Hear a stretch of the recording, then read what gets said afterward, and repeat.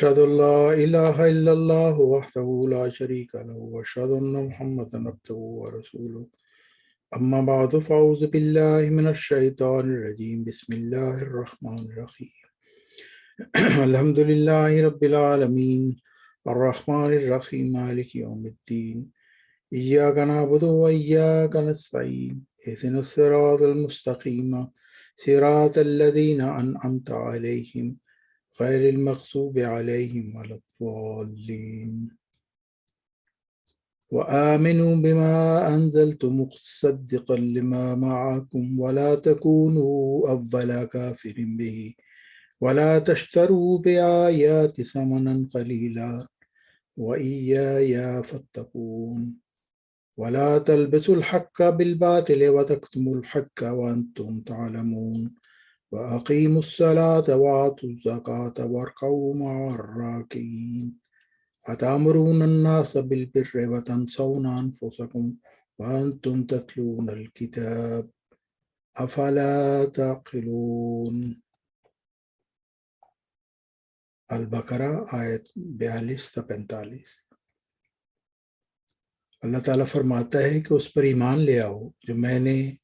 اس کی تصدیق کرتے ہوئے اتارا ہے جو تمہارے پاس ہے، اور اس کا انکار کرنے میں پہل نہ کرو،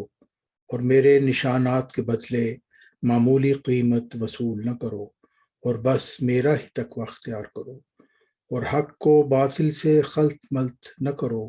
اور حق کو چھپاؤ نہیں جبکہ تم جانتے ہو، اور نماز قائم کرو اور زکوٰۃ ادا کرو اور جھکنے والوں کے ساتھ جھک جاؤ۔ کیا تم لوگوں کو نیکی کا حکم دیتے ہو اور خود اپنے آپ کو بھول جاتے ہو جبکہ تم کتاب بھی پڑھتے ہو؟ آخر تم عقل کیوں نہیں کرتے؟ جماعت مرزائیہ قادیان نے اور لاہوری جماعت دونوں گروہوں نے حق کو باطل کے ساتھ خلط ملط کرتے ہوئے جانتے بوجھتے ہوئے حق کو چھپایا، اور حضرت مرزا غلام محمد علیہ السلام کی تعلیم کو ترک کرتے ہوئے غلط عقائد بنا لیے، اور ان غلط عقائد کو صحیح ثابت کرنے کے لیے سری دجل کا سہارا لیا، جیسا کہ میں مختصر طور پر بیان کروں گا۔ مرزائی خلیفہ مرزا طاہر صاحب نے لاہوری جماعت سے اختلافات کے حوالہ سے اپنی تقریر میں یہ کہا کہ ہمارے مخالفین کہتے ہیں کہ انجمن ہی قدرت ثانیہ ہے، اور پھر اس غلط مفروضہ کو بنیاد بنا کر مرزا طاہر صاحب نے لمبی لمبی تقریریں بھی جھاڑی۔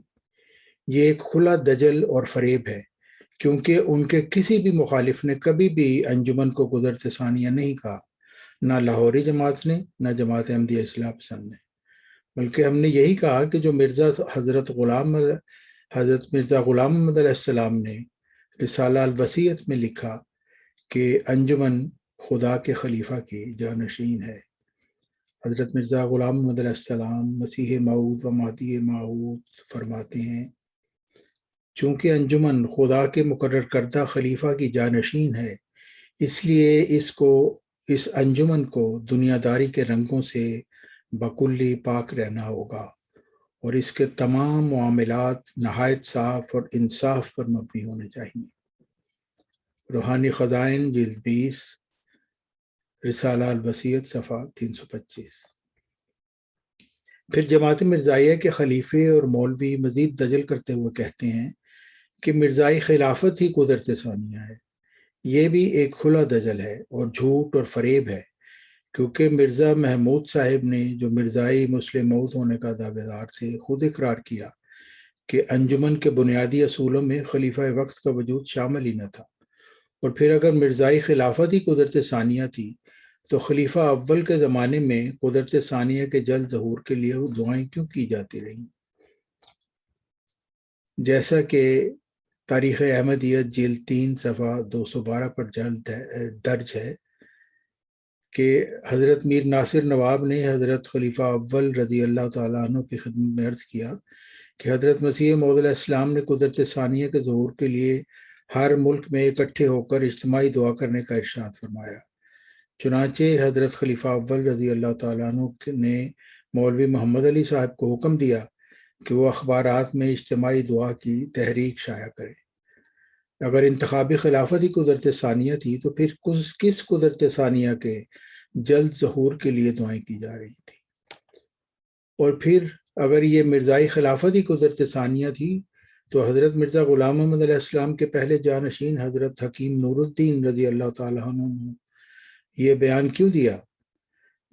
فرماتے ہیں کہ ایک قدرت کا نمونہ قوم نے پہلے دیکھا ہے، اب دوسری قدرتی خدا دکھانے کو قادر ہے،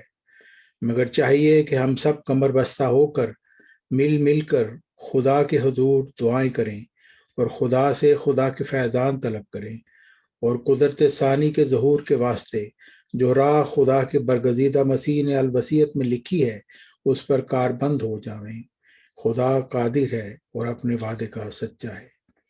ارشادات نور جلد دوم صفحہ 10۔ جماعت احمدیہ لاہور کے رکن شاہد عزیز صاحب کے مطابق قدرت ثانیہ سے مراد یہ ہے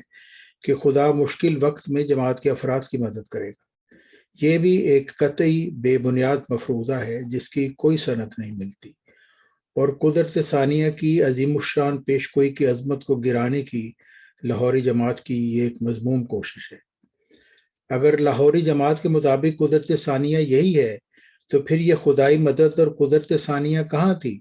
جب مرزا صاحب کے پہلے جانشین کی زندگی میں ہی خلافت سے متعلق جھگڑے اور اختلافات شروع ہو گئے، یہاں تک کہ جماعت دو لخت ہو گئی اور دونوں نے ایک دوسرے پر مغلظات کا طوفان برپا کیا۔ دونوں گروہوں نے ایک سخت اور جارحانہ رویہ ایک دوسرے کے خلاف روا رکھا اور یوں سچائی کا خون ہوتا رہا۔ ایک دوسرے کی مخالفت کرنا ہی نصب العین قرار دے دیا گیا۔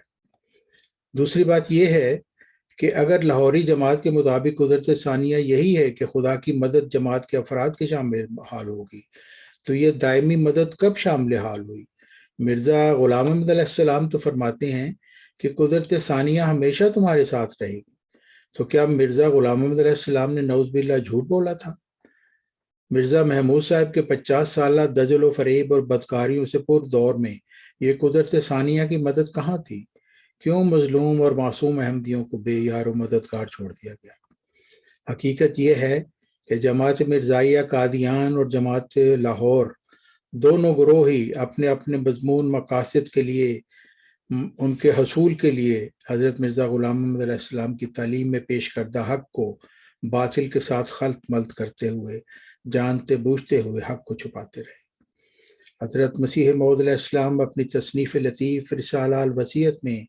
دوسری قدرت کی آمد کے متعلق فرماتے ہیں کہ اس کا آنا قدیم سنت اللہ کے مطابق ہے، جس کا مقصد یہ ہے کہ اللہ تعالیٰ کی حجت زمین پر پوری ہو، اور جو راست بازی اللہ تعالیٰ کے پیغمبر زمین پر پھیلانا چاہتے ہیں وہ مقصد حاصل ہو جائے۔ اس کا نزول ایک خدائی معجزہ کے طور پر ہوتا ہے، وہ اللہ تعالیٰ کے دین کو مستحکم کرنے کے لیے اور مومنین کے قدم جمانے کے لیے ظاہر ہوتی ہے، اور خوف کی حالت کو امن میں بدل دیتی ہے۔ چونکہ اس کا آنا اللہ تعالیٰ کی قدیم سنت کے مطابق ہے، اس لیے ممکن نہیں کہ اللہ تعالیٰ اس سنت کو ترک کر دے۔ حضرت مرزا صاحب غلام احمد علیہ السلام نے اپنے پیروکاروں سے فرمایا کہ دوسری قدرت کا دیکھنا تمہارے لیے ضروری ہے، اور دوسری قدرت کا آنا تمہارے لیے بہتر بھی ہے، کیونکہ وہ دائمی ہے اور اس کا سلسلہ قیامت تک منقطع نہیں ہوگا۔ دوسری قدرت آسمان سے نازل ہوگی اور آیت استخلاف کے مطابق نازل ہوگی، اور پھر فرمایا کہ وہ میرے جانے کے بعد آئے گی۔ مزید فرمایا کہ میرے جانے کے فوری بعد نہیں آ جائے گی، بلکہ اس کے ظہور کے لیے آپ سب کو مل کر دعائیں کرنا ہوگی، اور اس وقت تک مل کر کام کرنا ہوگا جب تک کوئی خدا سے روح القدس پا کر کھڑا نہ ہو جائے۔ اور روح القدس پانے والے کے متعلق بھی آپ نے واضح طور پر بتا دیا کہ خدا نے مجھے خبر دی ہے کہ میں تیری جماعت کے لیے تیری ہی ذریت سے ایک شخص کو قائم کروں گا، اور اس کو اپنے قرب اور وحی سے مخصوص کروں گا، اور بہت سے لوگ سچائی کو قبول کریں گے، سو ان دنوں کے منتظر رہو۔ بس یہ حضرت مرزا غلام احمد علیہ السلام مہدی موعود کی واضح تعلیم ہے، اور ایسے واضح نشانات کا انکار بہت ہی نادانی ہے۔ الہی پیشگوئیوں کے مطابق آج 15ویں صدی ہجری کے مجدد ہم میں موجود ہیں، بس اللہ تعالیٰ نے ہم لوگوں کے لیے بھی وہ وعدہ پورا فرما دیا جو اس رب قدیر نے اپنے پیارے رسول حضرت محمد مصطفیٰ صلی اللہ علیہ وسلم سے کیا تھا کہ دین کی تجدید کے لیے ہر صدی کے سر پر ایک مجدد خلیفۃ الرسول کے طور پر آئے گا اور دین کو نئے سرے سے تازہ بتازہ کر دے گا۔ آج بھی وہ ہادی اور امام الوقت ذکی غلام مسیح آخر الزمان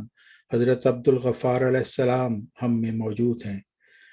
جن کو دلائل قاطعہ اور حجج ساتیہ کا معجزہ عطا فرمایا گیا ہے۔ پس آؤ اور معمور من اللہ پر ایمان لا کر اللہ تعالیٰ کے مقربین میں شامل ہو جاؤ۔ اللہ تعالیٰ ہم سب کو اپنے مومنین بندوں میں شامل فرمائے۔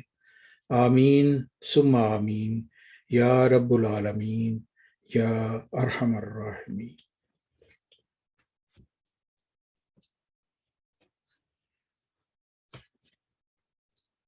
الحمد لله نحمده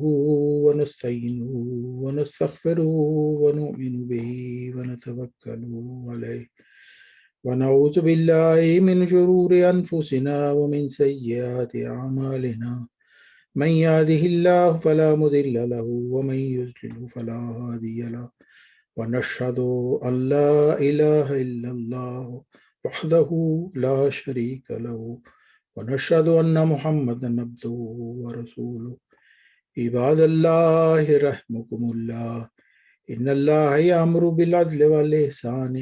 وإيتاء ذي القربى وينهى عن الفحشاء والمنكر والبغي يعظكم لعلكم تذكرون۔ اذكروا الله يذكركم وادعوه يستجب لكم ولذكر الله